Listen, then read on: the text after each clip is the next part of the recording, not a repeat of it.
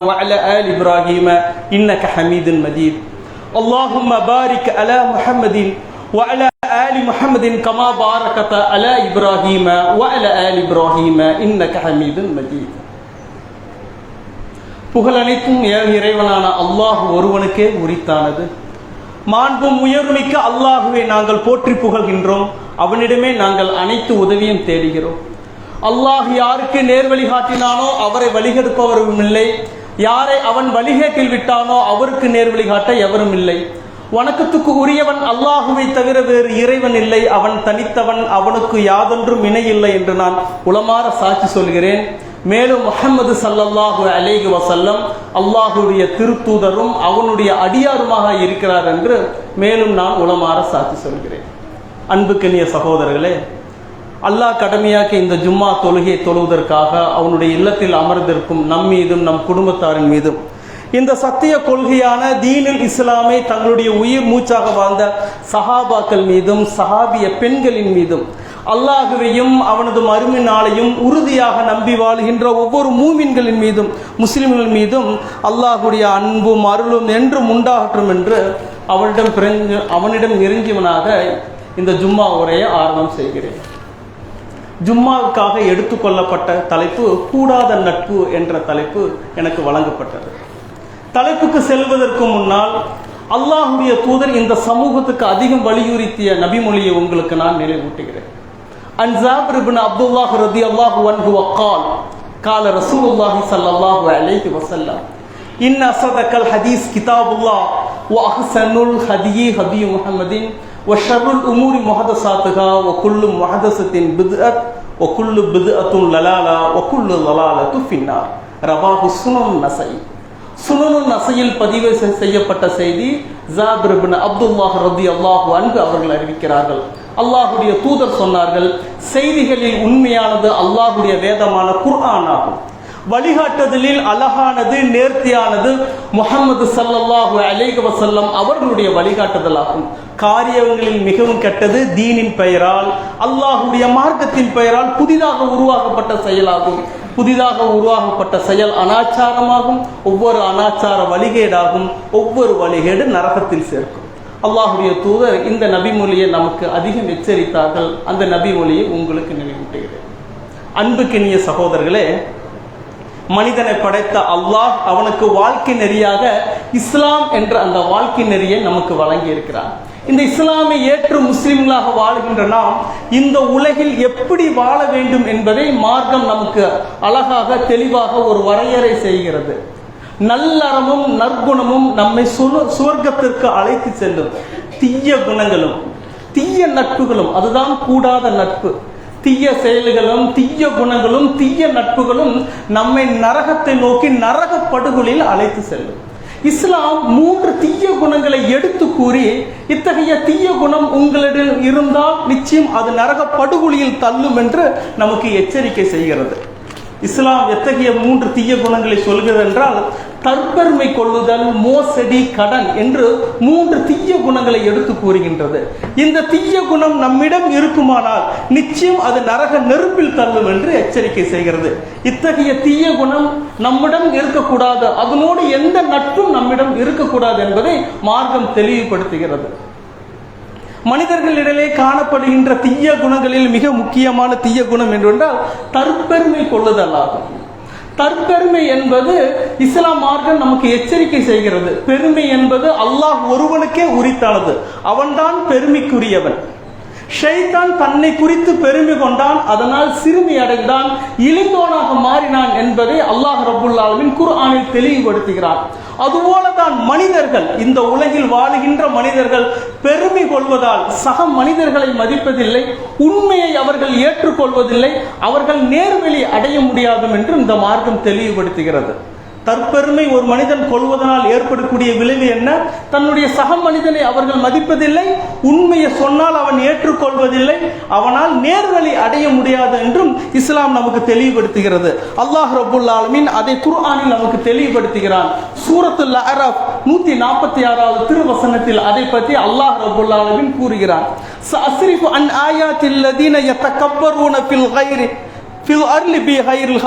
நியாயமின்றி பூமியில் கர்வம் கொண்டிருப்பவர்களை எனது சான்றுகளை விட்டு திருப்புவேன். அல்லாஹ் ரப்பல் ஆலமீன் குர்ஆனில் குறிப்பிடுகிறார். கர்வம் என்பது தற்பெருமையின் உச்ச நிலை.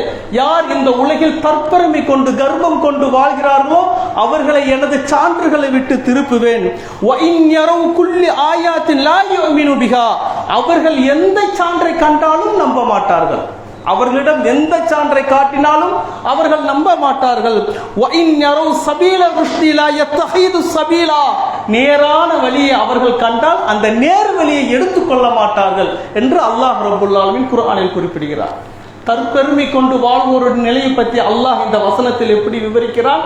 நேரான வழியை அவர்கள் கண்டால் அந்த நேர் வழியை அவர்கள் எடுத்துக்கொள்ள மாட்டார்கள் என்று அல்லாஹ் ரப்பல் ஆலமீன் குறிப்பிடுகிறார்.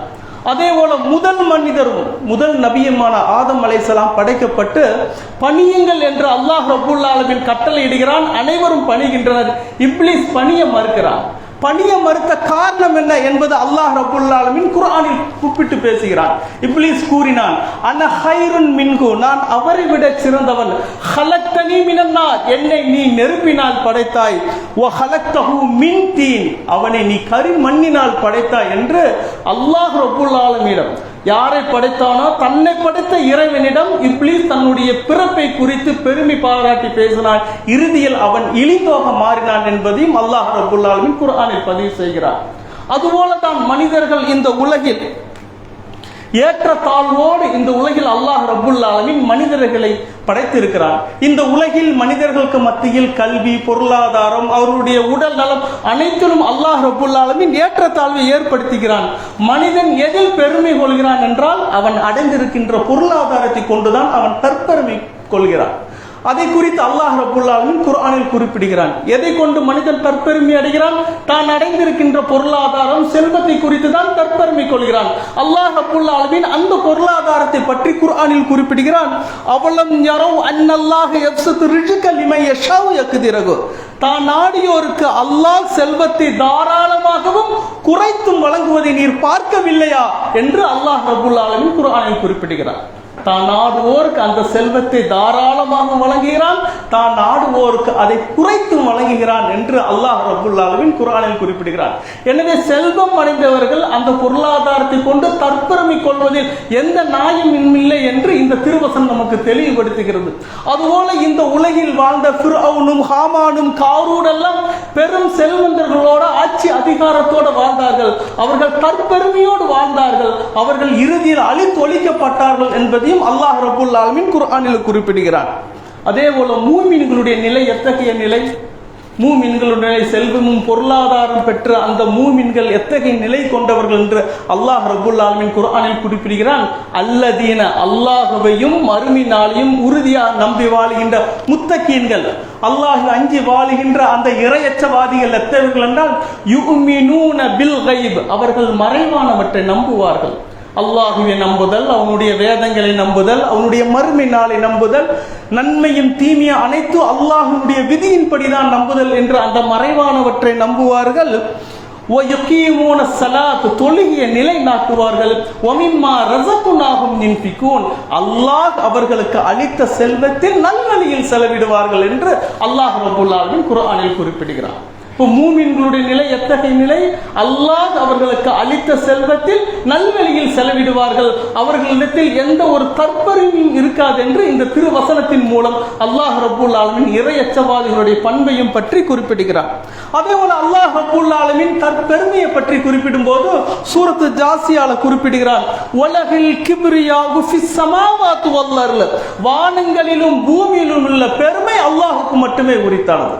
இந்த வானங்களில் உள்ள பெருமையும் சரி, இந்த பூமியில் உள்ள பெருமையும் சரி யாருக்கு உரித்தானது என்று அல்லாஹ் ரப்பல் ஆலமீன் தனக்கே உரித்தானது என்று அல்லாஹ் ரப்பல் ஆலமீன் சாட்சி சொல்கிறான். வஹுவல் அஸீஸுல் ஹகீம், அவன் மிகைத்தவன், ஞானமிக்கவன் என்று அல்லாஹ் ரப்பல் ஆலமீன் குர்ஆன் வசனத்தில் குறிப்பிடுகிறான். அதே போல அல்லாஹ்வுடைய தூதர் இந்த தற்பெருமையை பற்றி குறிப்பிட்டார்கள். சஹீஹ் முஸ்லிம்ல வரக்கூடிய செய்தி 5314வது செய்தியாக அபூ சயீதுல் குத்ரி ரலியல்லாஹு அன்ஹு அபூ ஹுரைரா ரலியல்லாஹு அன்ஹு வாயிலாக இந்த செய்தி பதிவு செய்யப்படுகிறது. அல்லாஹ்வுடைய தூதர் சொன்னார்கள், இஸ்ஸாரஹு கண்ணியம் என்பது அல்லாஹ்வுடைய கீழாடையாகும். வல் கிப்ரியாஹு ரிதாவுஹு பெருமை என்பது அல்லாஹ்வுடைய மேலாடையாகும் என்று அல்லாஹ்வுடைய தூதர் குறிப்பிட்டு விட்டு அல்லாஹ் கூறுவதாக அவனுடைய தூதர் சொன்னார்கள், ஃபமன் யுனாஸினி அத்தப்தஹு யார் இந்த விஷயத்தில் என்னோடு போட்டி போடுவார்களோ அவர்களை நான் வேதனை செய்வேன் என்று அல்லாஹ் கூறுவதாக அவனுடைய தூதர் குறிப்பிடுகிறார். யார் இந்த உலகத்தில் பெருமை கண்ணியம் என்று இதை சார்ந்து வாழ்கிறார்களோ, இதையே மையமாக கொண்டு வாழ்கிறார்களோ, இத்தகையோர்களை நான் வேதனை செய்வேன் என்று அல்லாஹ் கூறுவதாக அவருடைய தூதர் நமக்கு அறிவிக்கிறார்கள். அதே போல அல்லாஹ்வுடைய தூதர் இந்த தற்பெருமையை குறித்து நமக்கு விளக்குகிறார்கள். இந்த செய்தி சஹீஹ் முஸ்லிம் 147வது செய்தியாக அப்துல்லாஹ் இப்னு மஸ்ஊத் ரலியல்லாஹு அவர்கள் அறிவிக்கிறார்கள். அல்லாஹ்வுடைய தூதர் சொன்னார்கள், யாருடைய உள்ளத்தில் அணு அளவும் தற்பெருமை அவர் சொர்க்கத்தில் நுழைய மாட்டார் என்று அல்லாஹ்வுடைய தூதர் சொன்னார்கள். ஒரு மனிதர் அல்லாஹ்வுடைய தூதரிடம் கேட்டார், அல்லாஹ்வுடைய தூதரே, என்னுடைய ஆடை அழகாக இருக்க வேண்டும், என்னுடைய காலணி அழகாக இருக்க வேண்டும் என்று நான் விரும்புகிறேன், இது தற்பெருமையில் சேருமா என்று அல்லாஹ்வுடைய தூதரிடம் அந்த மனிதர் கேட்டார். அதற்கு அல்லாஹ்வுடைய தூதர் சொன்னார்கள், இன்னல்லாஹ ஜமீலுன் யுஹிப்பு ஜமால் அல்லாஹ் அழகானவன், அவன் அழகானவற்றை தான் விரும்புகிறான் என்று கூறிவிட்டு அல் கிப்ர் தற்பெருமை என்றால் என்னவென்று தெரியுமா? அல்லாஹ்வுடைய தூதர் அந்த தற்பெருமைக்கு இலக்கணம் குறித்தார்கள். தற்பெருமை என்றால் என்பதை விளக்கி கூறினார்கள். தற்பெருமை என்பது பதருல் ஹக் வ அமதுன் நாஸ் உண்மையை ஆணவத்தோடு மறுப்பது, மக்களை நீங்கள் இழிவாக கருதுவதுதான் என்று அல்லாஹ்வுடைய குறிப்பிட்டார்கள். அல்லாஹ் நமக்கு வழங்கிய செல்வத்தில் நல்ல வீடுகளில் வசிப்பதோ, நல்ல ஆடைகளை அணிவதோ, நல்ல வாகனங்களில் பயணிப்பதோ தற்பெருமை இல்லை. தற்பெருமை என்பது உண்மையை எடுத்துரைக்கும் போது ஆணவத்தோடு மறுப்பது. இரண்டாவது அல்லாஹ்வுடைய தூதர் சொன்னார்கள், ஹமதுன் நாஸ் மக்களை இழிவாக கருதுவது. நம்மை விட கீழ்நிலையில் உள்ள மக்களை, பொருளாதாரத்திலோ கல்வியிலோ மற்ற விஷயங்களோ நம்மளை விட கீழ்நிலையில் உள்ள மக்களை காணும் போது அவர்களை இழிவாக கருதுவது என்று அல்லாஹ்வுடைய தூதர் குறிப்பிட்டார்கள். யாருடைய உள்ளத்தில் இத்தகைய தற்பெருமை இருக்குமோ, அது அணுவளவு இருக்குமோ, அவர் சொர்க்கத்தில் நுழைய மாட்டார்கள் என்று அல்லாஹ்வுடைய தூதர் எச்சரிக்கை செய்தார்கள். எனவே இஸ்லாம் மிக கடுமையாக எச்சரிக்கக்கூடிய தீய பண்புகள், கூடாத நட்புகள் எது? தற்பெருமை கூடாது என்று இஸ்லாம் நமக்கு தெளிவுபடுத்துகிறது. அதே போல இஸ்லாம் சொல்லுகின்ற இரண்டாவது மிக முக்கிய தீய குணம் எது என்றால் மோசடியாக இருக்கிறது. மோசடியை குறித்து இந்த மார்க்கம் நமக்கு எச்சரிக்கை செய்கிறது. இந்த செய்தி ஜாமி திருமதியில முதல் ஹதீஸாக பதிவு செய்யப்படுகிறது. அப்துல்லாஹ் இப்னு உமர் ரலியல்லாஹு அவர்கள் அறிவிக்கிறார்கள், கால ரசூலுல்லாஹி ஸல்லல்லாஹு அலைஹி வஸல்லம் அல்லாஹ்வுடைய தூதர் சொன்னார்கள், லா துக்பல் ஸலாத்தின் பிகைரி துஹூர் தூய்மையற்ற நிலையில் உள்ள தொழுகையை அல்லாஹ் ஏற்றுக்கொள்வதில்லை. வலா ஸதகத்தின் மின் குலூல் மோசடி செய்து பெறப்பட்ட தானம், மோசடி செய்யப்பட்டு பெறப்பட்ட பொருளாதாரத்தில் செய்யப்படக்கூடிய தானம் தர்மங்களையும் அல்லாஹ் ஏற்றுக்கொள்வதில்லை என்று அல்லாஹ்வுடைய தூதர் குறிப்பிட்டார்கள். ஒரு முஸ்லிமுடைய இபாதத்து தொழுகை ஏற்றுக்கொள்ள வேண்டும் என்றால் அவனுடைய உடல் தூய்மையாக இருக்க வேண்டும், அவனுடைய ஆடை தூய்மையாக இருக்க வேண்டும், அவனுடைய தொழுமிடம் தூய்மையாக இருக்க வேண்டும். இத்தகைய நிலையில் செய்கின்ற அந்த வணக்க வழிபாடு தொழுகைதான் அல்லாஹ்விடத்தில் ஏற்றுக்கொள்ளப்படும். அதே போல மோசடியான முறையில் திரட்டப்பட்ட பொருளாதாரத்தில் செய்கின்ற தான தர்மங்களை அல்லாஹ் ஏற்றுக்கொள்வதில்லை என்று அல்லாஹ்வுடைய தூதர் எச்சரிக்கை செய்தார்கள். அப்போ பொருளாதாரத்தை திரட்டுகின்ற நாம், நம்முடைய பொருளாதாரம் மோசடி இல்லாத தூய்மையான பொருளாதாரமாக இருக்க வேண்டும் என்று நமக்கு மார்க்கம் குறிப்பிடுகிறது. தூய்மையான பொருளாதாரம் என்றால் என்ன? அல்லாஹ்வுடைய தூதர் அதை பற்றி ஒரு இடத்தில் குறிப்பிடுகிறார்கள். ஒரு முஸ்லிம் தன் கைகளால் உழைத்து உண்பதும் மோசடி இல்லாத நேர்மையான ஒவ்வொரு வியாபாரமும் தூய்மையான பொருளாதாரம் என்று இஸ்லாம் நமக்கு கூறுகிறது. யார் இத்தகைய வழியில் பொருளாதாரத்தை திரட்டுகிறார்களோ, இதன் மூலம் செய்கின்ற நல்ல அறங்கள் இபாதத்துகள் மட்டுமே அல்லாஹ்விடத்தில் ஏற்றுக்கொள்ளப்படும். மோசடியான வழியில் திரட்டப்படுகின்ற பொருளாதாரத்தில் செய்கின்ற வணக்க வழிபாடுகள் இபாதத்துகள் அல்லாஹ்விடத்தில் ஏற்றுக்கொள்ளப்படாது என்று இந்த மார்க்கம் நமக்கு எச்சரிக்கை செய்கிறது. அதே போல மோசடியை பற்றி அல்லாஹ்வுடைய தூதர் குறிப்பிடும் போது, மோசடி என்பது முனாஃபிக்கினுடைய அடையாளம் என்றும் அல்லாஹ்வுடைய தூதர் குறிப்பிட்டார்கள். இந்த செய்தி சஹீஹ் புகாரி 2682வது செய்தியாக அபூ ஹுரைரா ரலியல்லாஹு அவர்கள் அறிவிக்கிறார்கள். முனாஃபிக்கினுடைய அடையாளம் 3 என்று அல்லாஹ்வுடைய தூதர் சொன்னார்கள். அல்லாஹ்வுடைய தூதர் அதை குறிப்பிட்டார்கள். அவன் பேசும்போது பொய் பேசுவான். முனாஃபிக் என்பவன் யார்? அல்லாஹ்வுடைய தூதருடைய காலத்தில் முஸ்லிம் என்று கூறிக்கொண்டு இரட்டை வேடம் போட்டவர்கள், நயவஞ்சகர்கள், உள்ளத்தில் குஃப்ரையும் ஷிர்கையும் ஏந்து வாழ்ந்தவர்கள். அவர்களை பற்றி தான் அல்லாஹ்வுடைய தூதர் குறிப்பிட்டார்கள். அவர்கள் பேசும்போது பொய் பேசுவான். அவனிடம் ஒரு பொருள் நம்பி ஒப்படைக்கப்பட்டால் அதில் அவன் மோசடி செய்வான், வாக்களித்தால் மாறு செய்வான் என்று அல்லாஹ்வுடைய தூதர் முனாஃபிக்கினுடைய தீய பண்பை பற்றி குறிப்பிட்டார்கள். மோசடி என்பது யாருடைய பண்பு? முனாஃபிக்கினுடைய பண்பு என்று அல்லாஹ்வுடைய தூதர் இந்த ஹதீஸின் வாயிலாக எச்சரிக்கை செய்தார்கள். அதேபோல சஹீஹ் முஸ்லிமில் வருகின்ற இன்னொரு செய்தி அல்லாஹ்வுடைய தூதர் குறிப்பிட்டார்கள். அவன் நோன்பு நோற்றாலும் தொழுதாலும் தன்னை ஒரு முஸ்லீம் என்று கருதினாலும் அவன் முனாஃபிக் தான் என்று அல்லாஹ்வுடைய தூதர் கடுமையாக எச்சரிக்கை செய்தார்கள். இப்படி மோசடி செய்வதை இந்த மார்க்கம் கடுமையாக எச்சரிக்கை செய்கிறது. அதேபோல அல்லாஹ் ரப்பல் ஆலமீன் முனாஃபிக்கினை பற்றி குர்ஆனில் குறிப்பிடுகிறான். இன்னல் முனாஃபிகீன ஃபி தர்கி அஸ்ஃபலி மினன் நார். முனாஃபிக்குகள் நரகத்தின் அடித்தட்டுகளில் இருப்பார்கள். அவர்களுடைய இருப்பிடம் எது என்று அல்லாஹ் ரப்பல் ஆலமீன் குர்ஆனில் குறிப்பிடுகிறான். அவர்களுடைய இருப்பிடம் நாளை மறுமை நாளில் நரகத்தினுடைய அடித்தட்டுகளில் அவர்கள் இருப்பார்கள் என்று அல்லாஹ் ரப்பல் ஆலமீன் குறிப்பிட்டுவிட்டு வலன் தஜித் லஹும் நஸீரா, அவர்களுக்கு எதிராக எந்த ஒரு உதவியாளரையும் நீர் காண மாட்டீர் என்று அல்லாஹ் எச்சரிக்கை செய்கிறார். மோசடியை குறித்து மார்க்கம் இந்த அளவுக்கு எச்சரிக்கை செய்கிறது. முனாஃபிக்குடைய பண்பு, முனாஃபிக்குகள் நாளை மறுமை நாளில் நரகத்தின் அடித்தட்டுகளில் இருப்பார்கள் என்றும் அல்லாஹ் ரப்பல் ஆலமீன் எச்சரிக்கை செய்கிறான். அதேபோல அல்லாஹ் ரப்பல் ஆலமீன் நரக வேதனையை கொண்டு, நரகத்தை கொண்டுதான் மனிதர்களை எச்சரிக்கை செய்கிறான். அந்த நரகத்தை குறித்து அல்லாஹ் ரப்பல் ஆலமீன் எப்படி குறிப்பிடுகிறான்? ஃபத்தகூன் நாரல்லதி, நரக நெருப்புக்கு நீங்கள் அஞ்சுங்கள். அல்லாஹ் ரப்பல் ஆலமீன் மனிதர்களை எதை கொண்டு நாளை மறுமை நாளில் வேதனை செய்வான்? இந்த நரகத்தை கொண்டு, நெருப்பை கொண்டுதான் வேதனை செய்வார். அந்த நரகத்தை பற்றி அல்லாஹ் ரப்பல் ஆலமீன் குர்ஆனில் குறிப்பிடும் போது ஃபத்தகுன் நார்லதி வகூதுஹன் நாஸ் வல் ஹிஜாரத், அதனுடைய எரிபொருள்கள் தீய மனிதர்களும் கற்களும் என்று அல்லாஹ் ரப்பல் ஆலமீன் எச்சரிக்கை செய்கிறார். நாளை மறுமை நாளில் எதனுடைய போய் எரிபொருளாக, நரகத்தினுடைய எரிபொருளாக இருக்கும்? தீய மனிதர்கள், அல்லாஹுக்கு இணை கற்பித்த முஷ்ரிக்குகள், அல்லாஹுவை நிராகரித்த காபிர்கள், அல்லாஹுக்கும் அவனுடைய தூதருக்கும் அநீதி இழைத்த முனாஃபிக்குகள், இவர்கள் தான் தீய மனிதர்கள், இவர்கள் தான் நரகத்தினுடைய எரிபொருட்கள் என்று கடுமையாக அல்லாஹ் ரப்பல் ஆலமீன் குர்ஆனில் குறிப்பிடுகிறார். எனவே மோசடி என்ற தீய பண்பு நம்மிடம் இருக்கக்கூடாது என்று மார்க்கம் தெளிவாக எச்சரிக்கை செய்கிறது. அதேபோல அல்லாஹ்வுடைய தூதர் இந்த மோசடியை பற்றி குறிப்பிடும் போது சஹீஹ் முஸ்லிம் 164வது செய்தியாக அல்லாஹ்வுடைய தூதர் சொன்னார்கள், மன் ஹஸ்ஸ ஃபலைஸ மின்னி, யார் இந்த உலகில் மோசடி செய்வார்களோ, மோசடி செய்தவர் என்னை சார்ந்தவர் அல்ல என்று அல்லாஹ்வுடைய தூதர் தெளிவுபடுத்துகிறார்கள். யார் பிற மக்களுக்கு மோசடி செய்கிறார்களோ, அநீதி இழைக்கிறார்களோ, இவர்கள் என்னை சார்ந்தவர்கள் என்று அல்லாஹ்வுடைய தூதர் தெளிவாக எச்சரிக்கை செய்கிறார்கள். எனவே இதுபோல தீய பண்பு ஒரு முஸ்லிமுடைய உள்ளத்தில் இருக்கக்கூடாது. இது கூடாத நட்பு, இத்தகைய தீய பண்பு நம்மை இருக்குமானால் நிச்சயம் நரக நெருப்பில் தள்ளும் என்று இஸ்லாம் நமக்கு தெளிவுபடுத்துகிறது. இதுபோல தீய பண்பிலிருந்து விலகி வாழக்கூடிய நல்ல முஸ்லிம்களாக அல்லாஹ் ரப்பல் ஆலமீன் நம்மை ஆக்கி அருள்வானார்.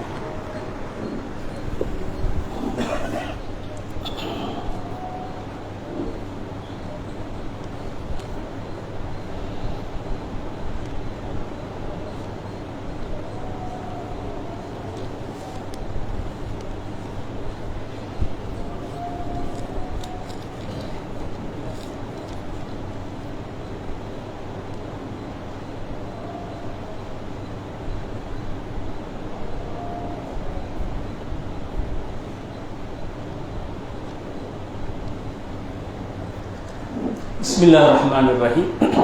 கூடாத நட்பு என்ற தலைப்பில் இஸ்லாம் நமக்கு எச்சரிக்கின்ற 3 தீய குணங்களை குறித்து நாம் பார்க்கிறோம். முதலாக மனிதர்கள் மத்தியில் காணுகின்ற தற்பெருமை கொள்ளுதல், மோசடி, கடன், இந்த 3 தீய குணமும் ஒரு முஸ்லிமை நரக நெருப்பில் தள்ளும் என்று இந்த மார்க்கம் எச்சரிக்கை செய்கிறது. இஸ்லாம் சொல்லுகின்ற 3வது தீய குணம் கடனாக இருக்கிறது. இந்த கடனை குறித்து மார்க்கம் நமக்கு தெளிவுபடுத்துகிறது. பொருளாதாரத்தில் ஒருவர் மற்றொருக்கு உதவி செய்வதை மார்க்கம் வரவேற்கிறது. அது ஒரு நன்மையான செயலாகவும் இருக்கிறது. ஆனால் வாங்கிய கடனை ஒருவர் நிறைவேற்றவில்லை என்றால் அதுவும் மோசடியாக மாறுகிறது. அல்லாஹுடைய தூதர் கடனை குறித்து பல இடங்களில் நமக்கு எச்சரிக்கை செய்தார்கள். ஹஜ்ஜத்துல் வதாவில் அந்த கடனை குறித்தும் எச்சரிக்கை செய்தார்கள்.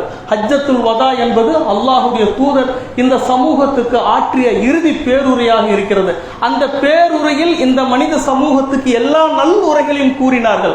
அந்த அரஃபா பெருவெளியில் அல்லாஹுடைய தூதர் கடனை குறித்து நமக்கு எச்சரிக்கை செய்தார்கள். அல்லாஹுடைய தூதர் குறிப்பிட்ட செய்தியை ஜாமி திருமதி 1186வது செய்தியாக பதிவு செய்யப்பட்டிருக்கிறது.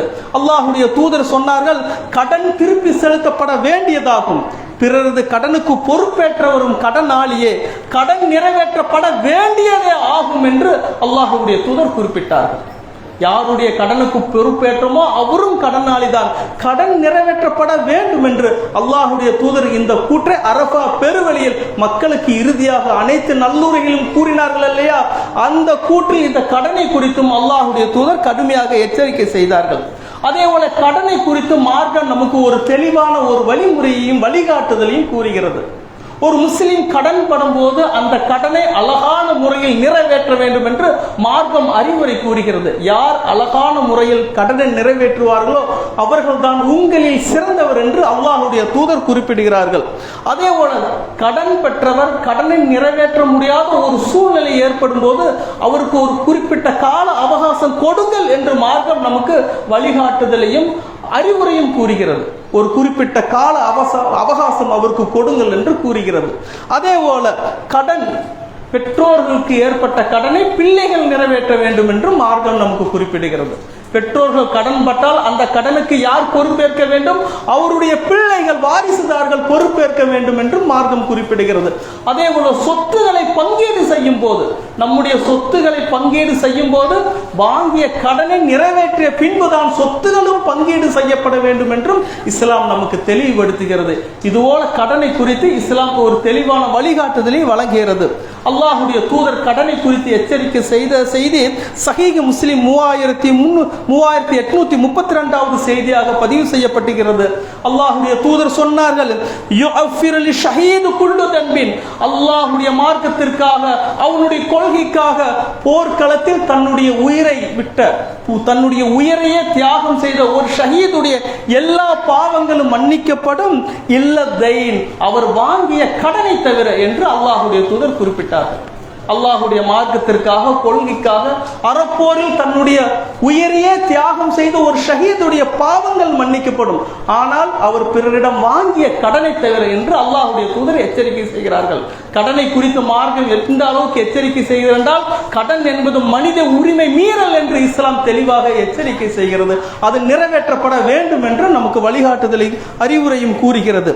அதே போல அல்லாஹ்வுடைய தூதர் இந்த கடனை குறித்து அதிகமாக தன்னுடைய இறைவனான அல்லாஹ்விடத்தில் பாதுகாவல் தேடக்கூடியவர்களாகவும் இருந்தார்கள். இந்த செய்தி சஹீஹ் புகாரில் வரக்கூடிய செய்தி 832வது செய்தியாக அன்னை ஆயிஷா ரலியல்லாஹு அன்ஹா அவர்கள் அறிவிக்கிறார்கள். அல்லாஹ்வுடைய தூதர் ஒவ்வொரு தொழுகையிலும் தன்னுடைய கடைசி இருப்பில் கடனை விட்டு அல்லாஹ்விடத்தில் பாதுகாவல் தேடக்கூடியவர்களாக இருந்தார்கள். அல்லாஹ்வுடைய தூதர் செய்த பிரார்த்தனை அன்னை ஆயிஷா ரலியல்லாஹு அறிவிக்கிறார்கள். அல்லாஹ்வுடைய தூதர் குறிப்பிட்டார்கள், அல்லாஹும்ம இன்னி அஊது பிக மினல் மஅஸமி வல் மஅரமி. யா அல்லாஹ், பாவத்தை விட்டும் கடனை விட்டும் உன்னிடத்தில் நான் பாதுகாவல் தேடுகிறேன் என்று அல்லாஹ்வுடைய தூதர் அதிகம் பிரார்த்தனை செய்யக்கூடியவர்களாக இருந்தார்கள். இதை செவியுற்ற அன்னை ஆயிஷா ரலியல்லாஹு அன்ஹா அவர்கள் அல்லாஹ்வுடைய தூதரிடம் வினவினார்கள், அல்லாஹ்வுடைய தூதரை கடனை விட்டு அதிகம் பாதுகாவல் தேட காரணம் என்ன என்று. அல்லாஹ்வுடைய தூதர் சொன்னார்கள், ஒரு மனிதன் கடன் படும்போது அவன் பொய் பேசுகிறான், வாக்களித்து விட்டு அதற்கு மாறு செய்கிறான். கடன் பட்டால் மனிதனுடைய நிலை என்ன? அவன் பொய் பேச வேண்டிய சூழ்நிலை ஏற்படுகிறது, தன்னுடைய வாக்குக்கே அவன் மாறு செய்ய வேண்டிய சூழ்நிலை ஏற்படுகிறது என்று அல்லாஹ்வுடைய தூதர் குறிப்பிட்டார்கள். எனவே கடனை குறித்து இந்த மார்க்கம் தெளிவாக எச்சரிக்கை செய்கிறது. அதே போல அல்லாஹ்வுடைய தூதர் குறிப்பிட்ட செய்தி இப்னு மாஜால வரக்கூடிய செய்தி, தற்பெருமை, மோசடி, கடன், இந்த மூன்று இல்லாத நிலையில் உடலில் உயிர் பிரியுமானால் நிச்சயம் அவர் சொர்க்கத்திற்கு செல்வார் என்று அல்லாஹ்வுடைய தூதர் குறிப்பிடுகிறார்கள். எத்தகைய தீய பண்பு! தற்பெருமை கொள்ளுதல், மோசடி, கடன், இந்த மூன்றும் இல்லாத நிலையில் ஒரு முஸ்லிமுடைய உடலிலிருந்து உயிர் பிரியுமானால் நிச்சயம் அவர் சொர்க்கத்துக்கு செல்வார் என்று அல்லாஹுடைய தூதர் குறிப்பிடுகிறார்கள். இப்ப இந்த மூன்று தீய குணம் தான் மார்க்கம் எடுத்துக்காட்டி, இந்த மூன்று தீய குணம் ஒரு முஸ்லிம் இடத்தில் இருக்கக்கூடாது. அல்லாஹுவையும் அவனது மறுமை நாளையும் நம்பி அந்த மறுமை வாழ்வுக்காக நல்லறம் புரிகின்ற உங்களிடத்தில் இந்த தீய பண்பு இருக்கக்கூடாது. இந்த தீய பண்பு உங்களிடம் இருக்குமானால் நிச்சயம் அது நரக நெருப்பில் தள்ளும் என்று மார்க்கம் எச்சரிக்கை செய்கிறது. இத்தகைய தீய பண்பில் இருந்து நாம் விலகிக் கொள்ளக்கூடிய நன்மக்களாக அல்லாஹ் ரப்பல் ஆலமீன் நம்மை ஆக்கி அருள்வானாக. அன்புக்கினிய சகோதரர்களே, இந்த ஷௌபானுடைய மாதம் வந்தால் மக்கள் புது புது விதமான இபாதத்துகளையும் நோம்பு நோற்பதையும் இரவு நேரங்களில் நின்று வணங்கக்கூடிய செயல்களையும் நாம் பார்க்கிறோம். இது இஸ்லாம் நமக்கு கற்றுத் தந்ததா என்றால் நிச்சயம் கற்றுத்தரவில்லை. இஸ்லாம் இபாதத் ஏது, வணக்க வழிபாடுகள் எது, கொள்கை ஏது என்பதை அனைத்தும் வரையறுத்து விட்டது. புதிதாக இந்த மார்க்கத்தில் யாரும் எந்த ஒரு இபாதத்துகளையும் கண்டுபிடிக்க முடியாது, செய்ய முடியாது. யாரும் இஸ்லாத்தின் பெயரால் புது புது கொள்கையும் ஏற்படுத்த முடியாது. அல்லாஹ் ரப்பல் ஆலமீன் அந்த ஹஜ்ஜத்துல் விதாவில் அல்லாஹுடைய தூதர் ஆற்றிய பேருரைக்கு பின்பு ஒரு திருக்குர்ஆனுடைய வசனத்தை இறக்கினான். அல்-யௌம அக்மல்து லக்கும் தீனக்கும், இன்றைய தினம் இந்த மார்க்கத்தை நான் முழுமைப்படுத்தி விட்டேன் என்று. மார்க்கம் முழுமைப்படுத்தப்பட்ட பின் பிற்காலத்தில் முஸ்லிம்களால் புதிதாக கண்டுபிடிக்கப்பட்ட வணக்க வழிபாடுகளில் ஒன்றுதான் இந்த ஷபே பராத் என்கின்ற செயல். ஷௌபானுடைய மாதம் 14வது கிழமை வந்தால் நோம்பு நோற்பதும் இரவில் நின்று வணங்கக்கூடிய செயலாக இருக்கிறது. இது இஸ்லாம் காட்டி தராத புதுமையான செயல். இதைத்தான் இஸ்லாம் பித்அத் என்கின்றது. பித்அத் என்றால் பிற்காலத்தில் புதுமையாக உருவாக்கப்பட்ட செயல். இதற்கு எந்த நற்கூலியும் கிடையாது. இதை இஸ்லாம் கொள்கை குழப்பம் என்று குறிப்பிடுகிறது. யார் இத்தகைய செயலை செய்வார்களோ நிச்சயம் அவர் நரக படுகொலிக்கு செல்வார் என்பதையும் மார்க்கம் தெளிவுபடுத்துகிறது. அல்லாஹுடைய தூதர் குறிப்பிட்டார்கள், குல்லு பித்அத்துல் லலாலா குல்லு லலாலத்து ஃபின்னார். ஒவ்வொரு பித்அத்தும், ஒவ்வொரு புதுமையான செயல்களும் அனாச்சாரமாகும், ஒவ்வொரு அனாச்சாரமும் நரக நெருப்பில் வழிகேடாகும், ஒவ்வொரு வழிகேடு நரக நெருப்புக்கு செல்லும் என்று அல்லாஹுடைய தூதர் எச்சரிக்கை செய்தார்கள். எனவே இந்த ஷௌபானுடைய மாதத்தில் எந்த ஒரு இபாதத்திலும் கிடையாது. அல்லாஹ் ரப்பல் ஆலமீன் உங்களுக்கு எந்த வணக்க வழிபாடுகளை ஏற்படுத்தினாரோ அதுதான் உங்களுடைய இபாதத், அதுதான் இஸ்லாம். அத்தகைய இஸ்லாமிய கொள்கையை ஏற்று வாழக்கூடிய நல் முஸ்லிம்களாக அல்லாஹ் ரப்பல் ஆலமீன் நம்மை ஆக்கி அருள்வானாக. எதை பேசினோனோ, எதை நீங்கள் செவியிட்டு அதன்படி நல்லறம் செய்ய அல்லாஹ் ரப்பல் ஆலமீன் தௌஃபீக் செய்வானாக. வ ஆகிரு தாவானா அனில் ஹம்துலில்லாஹி ரப்பில் ஆலமீன்.